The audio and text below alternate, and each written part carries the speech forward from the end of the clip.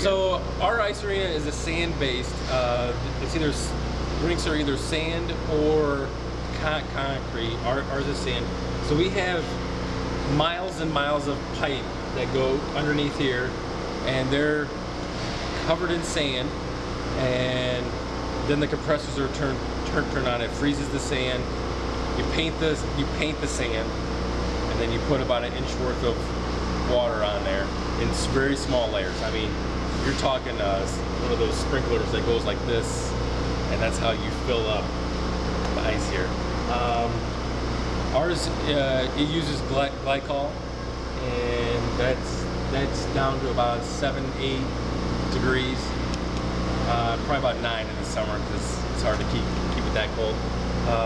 And then that's what freezes everything.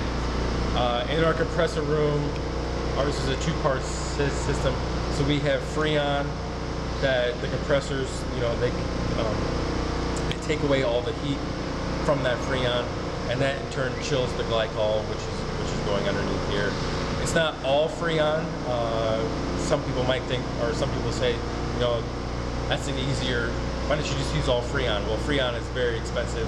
Just think about going to Walmart and buying that little can of it for your car air conditioner. I mean, that would be a gajillion small cans of Freon. So they use a two-part system to keep the installation costs down.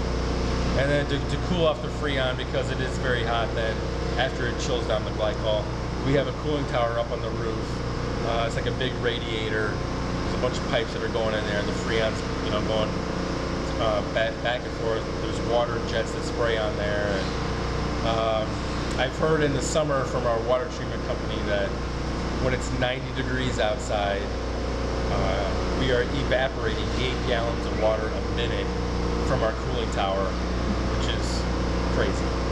So we also have a lot of things that are kind of going against us, but they're also a blessing in disguise. One is our huge south-facing wall of windows, and it's gorgeous to look outside, but then all that sun and radiant heat come in, and this end of the rink in the summertime gets a little mushy. We've done a lot of work on our compressor, so it never really melts. It's just a little soft.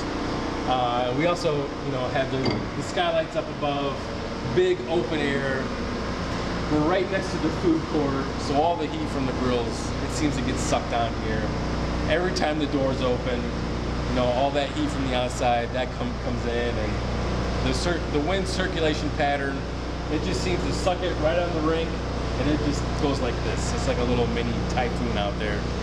And it's funny, you can feel it when you're driving the Zamboni, the hot air, the hot and cool zones. You'll be driving, you get this blast of hot air in your face, and then it's cool again, and then it's hot, and then it's cool, and yeah.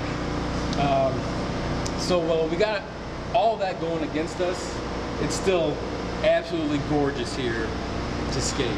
I mean, you can see outside, it's wide open, and there's always people watching you skate, compared to other rinks where it's like a pole barn, and it's just not as cool. I mean, this is gorgeous. I love it here. I love it.